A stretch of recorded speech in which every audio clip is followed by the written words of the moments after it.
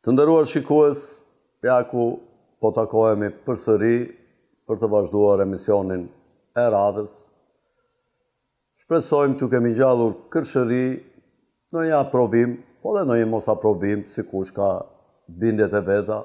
Ne përpiqemi të japim opsionin ton, opsionin e një grupi studiusish që ne i shikojmë shumë interesant, unë i shikoj si shumë interesant, dhe si kush pasaj le të tund kokën ndaq për jo, ndaq për po, si pas pjesëve të veçanta, mjafton që të fillojmë të vëmë mendje në punë, kjo është më rëndësishme, dhe të fillojmë të ulumtojmë vetë për këto çështje kaq të rëndësishme.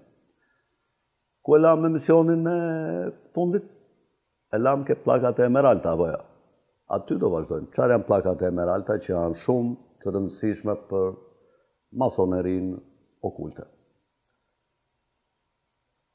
Në plakat e Emeralta thuhet: larg në një kohë të vjetër, të humbur në hapësirë kohë, fëmijët e dritës e shikonin botën me përbuzje.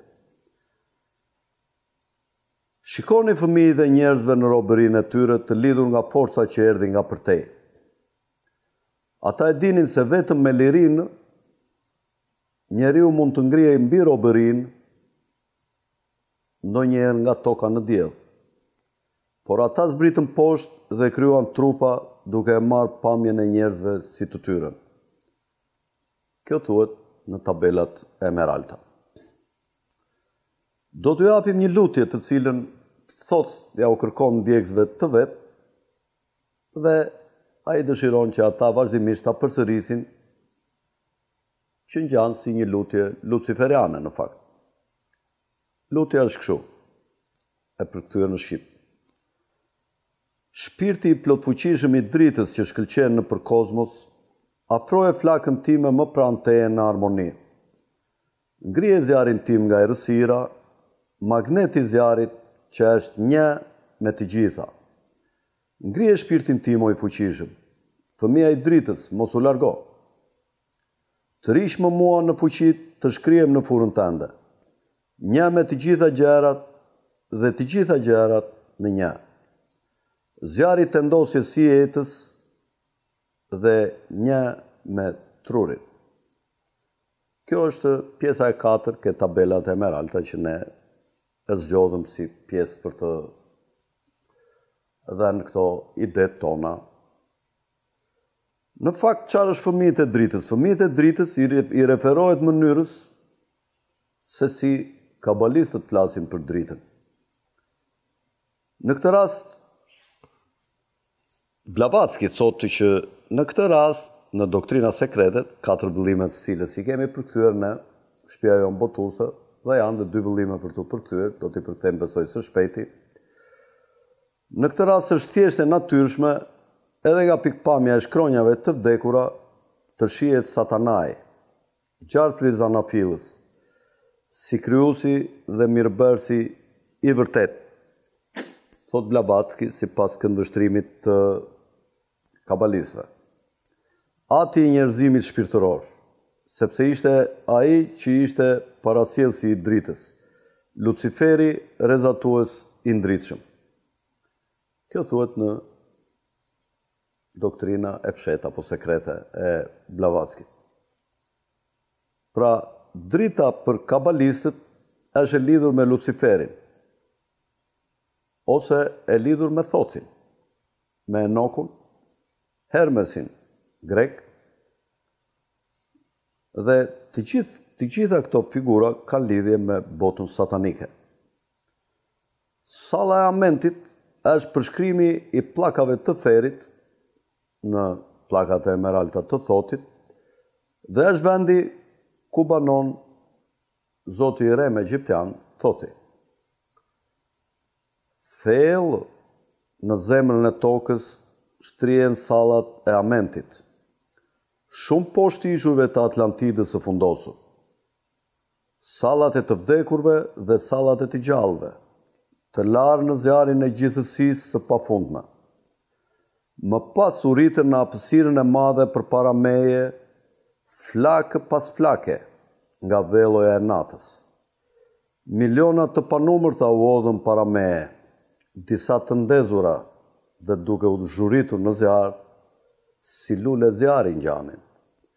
Aty ishin të tjerë që derthni një shkëlqim të zbekt, që rrithe, por zbekt nga nata. Kishte disa që u shuan me shpejtësi, të tjerë që u rritën nga një shkëndije vogël drite, secili i rrethuar nga velloja e tij e zbekt e errësirës, por e ndezur me dritë që nuk mund të shuhej kurrë. Kjo është në pjesën e dytë që e kemi përzgjedhur, ne e kemi shkëputur nga tabelat e Emeralta që quhet sallat e Amentit. Kini një foto ilustruese të sallave të Amentit që e kemi përzgjedhur për regjinë. Mësimet e Thothit apo Hermesit dhe Enokut janë përmbledhur të gjitha në një Zot të rem për shoqëritë e Kabalës, shoqëritë sekrete. Thothi, Hermes Trismegistis. Gjatë mesjetës dhe rilindjes, hermeticizmi gëzonte prestigj të madh dhe ishin të njohura në mezin e alkimistëve. Hermesi ishte i lidhur fort me astrologjinë. Për shembull, nga astrologu islam me ndikim Abu Mashar al-Balkhi, i cili ka jetuar, është shumë i njohur si astrolog, në vitet 700, domethënë në fillim të shekullit 9, ka qenë në moshë madhore, ka vdekur në vitin 886, ka lindur në vitin 787 para Krishtit, mbas Krishtit.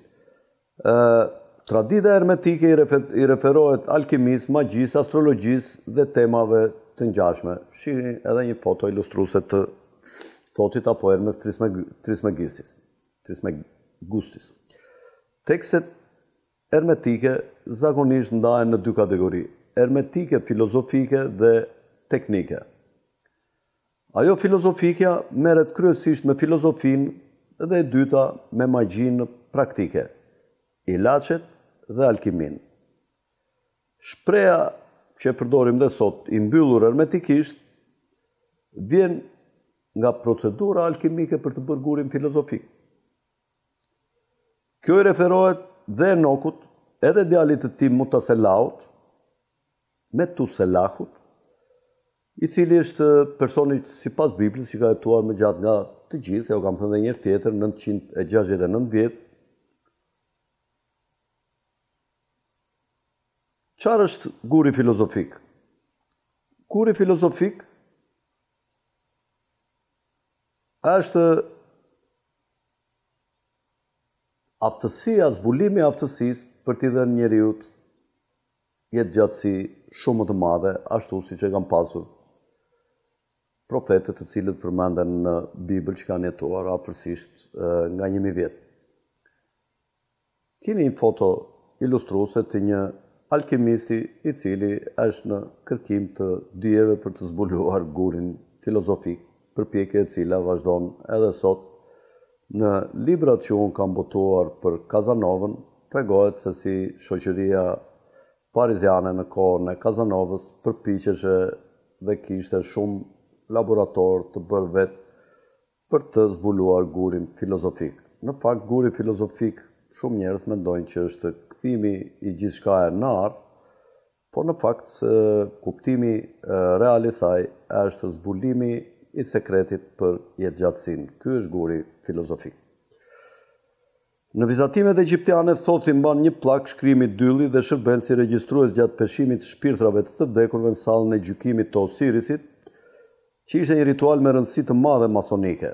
Hermesi është i rëndësisë së parë për studiuesit mason, sepse ai ishte autori i ritualeve nismëtare apo fillestare masonike, të cilat u azuan nga misteret e vendosura nga Hermesi.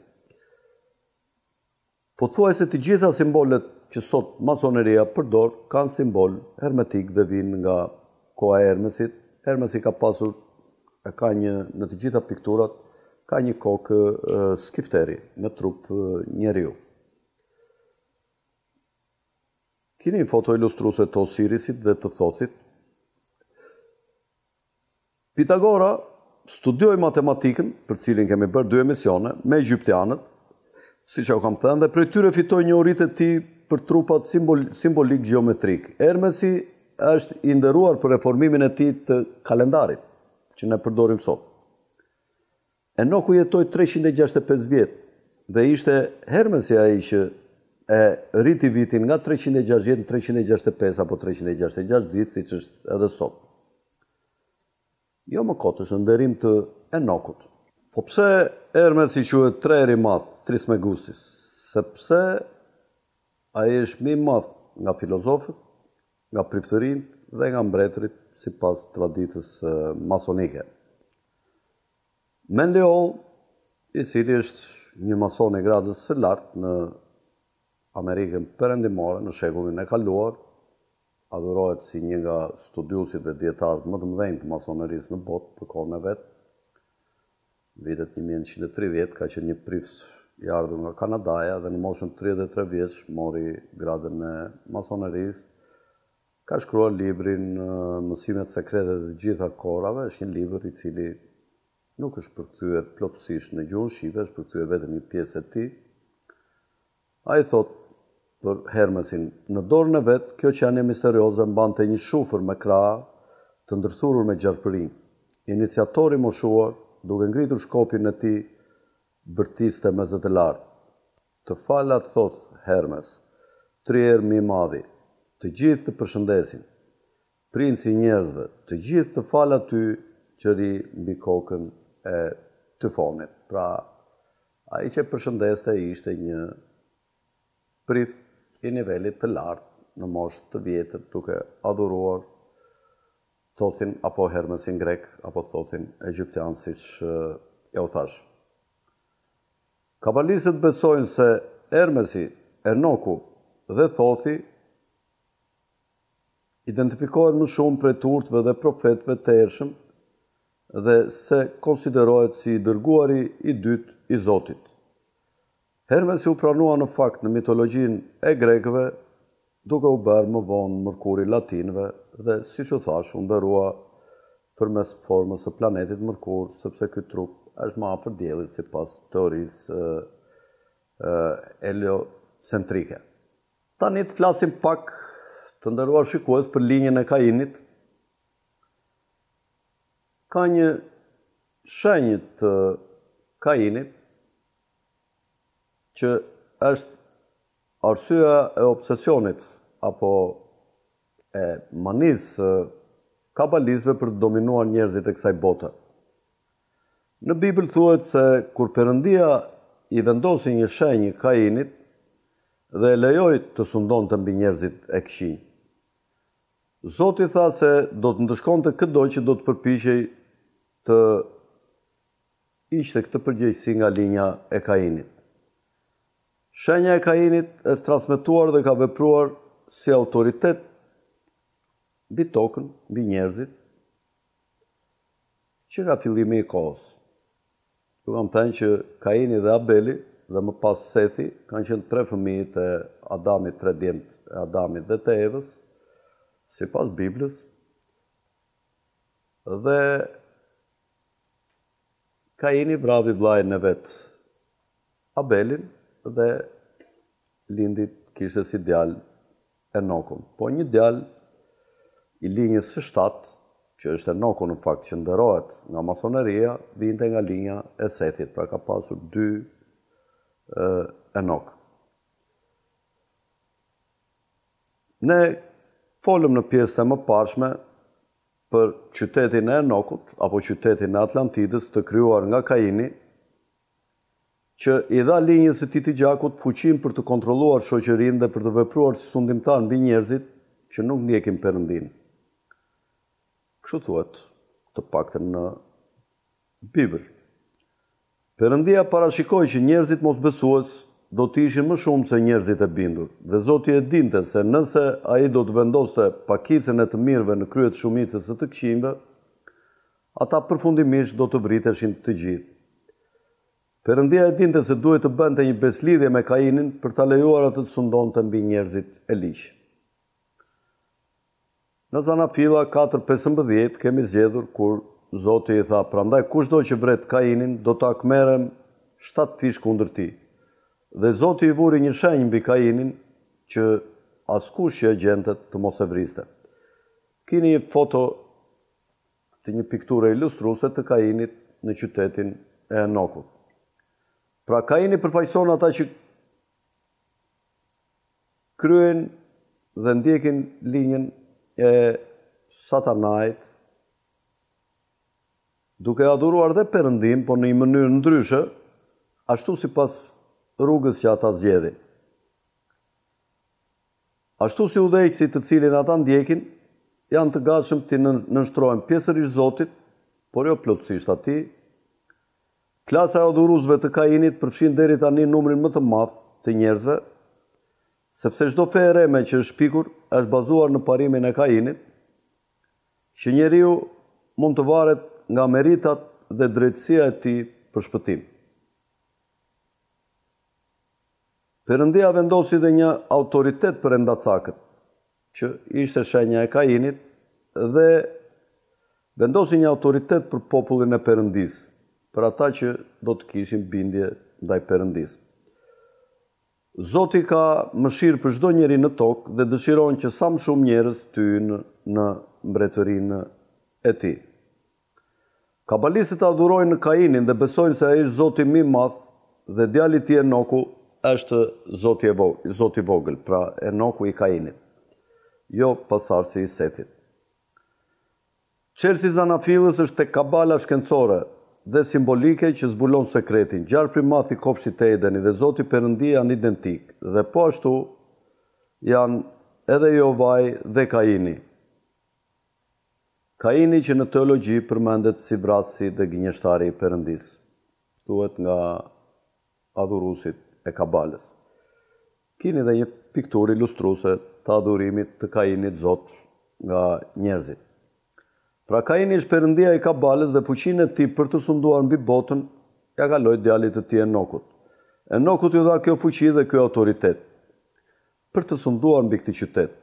Kjo do të thotë se shenja e Kainit u transferua nga Kaini te Enoku dhe më pas, në një vit të pandërprer, ajo ka vazhduar dhe në botën moderne. Në linjën e Kainit, armiku është Zoti i vërtet.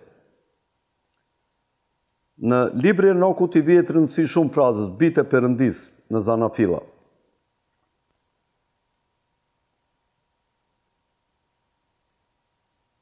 Ai thot, bitë e Perëndisë panë se bijat e njerëzve ishin të bukura dhe i morën për gra nga të gjitha ato që zgjodhen. Dhe gjithashtu pas kësaj, kur bitë e Perëndisë erdhën tek vajzat e njerëzve dhe ato u lindën atyre fëmijë, siç thuhet në Zanafilla 6:2-4.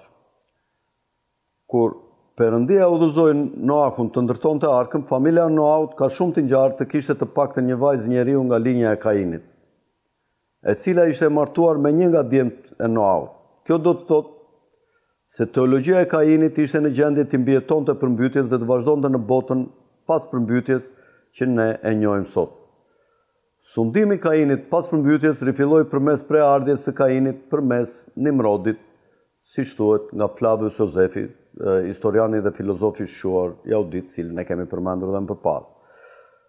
Ai thot, tani ishte Nimrodi ai që i ngacmoi ata ndaj një fyere dhe përbuzje të tillë të Perëndisë, që i kishte shkaktuar njerëzve nëpërmjet përmbytjes së madhe.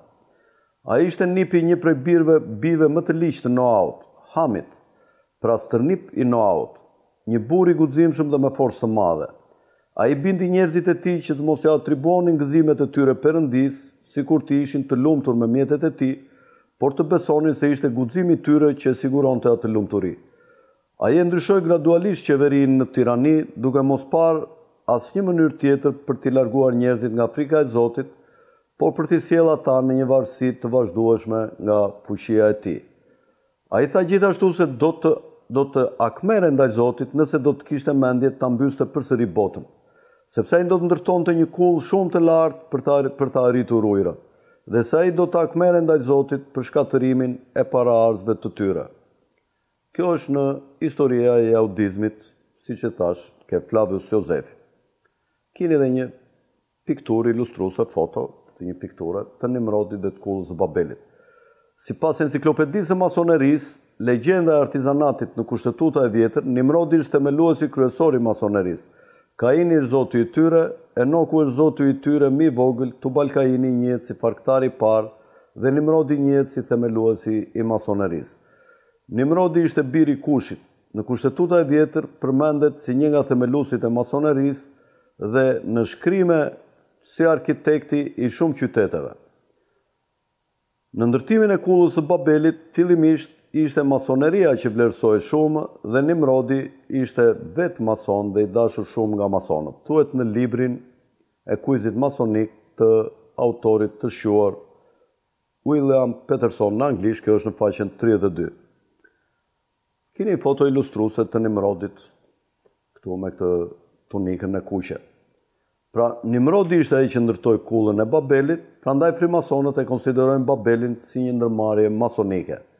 Për sa i përket masonerisë, Babeli sigurisht përfaqësonte një sipërmarrje masonike, dihet mirë se kulla e Babelit ishte një nga traditat më të lashta të masonerisë, thotë Arthur Edward Waite në Enciklopedia e re e frimasonerisë, një enciklopedia of Freemasonry, në faqen 61 në original. Pra çfarë kanë të përbashkët Kaini, djali i tij Enoku dhe Nimrodi? Ata janë themelues të qyteteve dhe kërkojnë autoritet nga njerëzit përreth tyre. Zoti e dinte se nëse do t'u jepte autoritet, ata mund të kontrolloheshin nga Zoti dhe kjo do t'i çonte njerëzit e tokës te Zoti. Sunduesit e tokës janë në betejë të vazhdueshme me Zotin. Kjo është arsyeja pse ata janë të fiksuar pas tij dhe Biblës. Dhe Zoti e dinte këtë. Çdo person që vëzhgon këtë grup nga preardhja e Kainit, do ta di se urrejnë Perëndin, por janë të fiksuar pas fjalës së saj. Në përpjekjen e kabalës për të shtrëmbruar fjalën e Perëndis me obsesionin e tyre ndaj Biblës, ata në fakt ekspozojnë ndaj botës vetëm Zotin e vërtet. Si autoritetet të tokës, ata janë vazhdimisht në qendër të vëmendjes dhe dihet që ka shumë sy mbi ta. Çdo njeri i mirë do të shohë se njerëzit me më shumë fuqi janë adhurues të satanait dhe automatikisht do t'i drejtohen Zotit. Perëndia u dha atyre autoritet mbi bijtë e njerëzit, por Perëndia e dinte se ata gjithmonë do të dëshironin më shumë pushtet. Kabalistët janë fiksuar pas Zotit dhe duan ata autoritet të fundit të Zotit, prandaj feja e tyre është një version i shtrëmburuar i burimit origjinal të Zotit. Në emisionin e radhës do të flasim për 4 lumenjt, çfarë janë ata, duke vazhduar më tej dhe duke dhënë dhe artën kohore se kur ka ndodhur ngjarjet e mëdha që nga kopshti i Edenit dhe krijimi në njerëzve të parë, përmbytja e madhe, kush kanë qenë profetët më me ndikim para përmbytjes, dihet siç u kam thënë që nga përmbytja janë zhdukur rreth 800 milion njerëz nga përmbytja e madhe dhe mos harroni të na bëni subscribe. Nga unë Alfred Sako, natën e mirë dhe mirupafshim. Tung tung.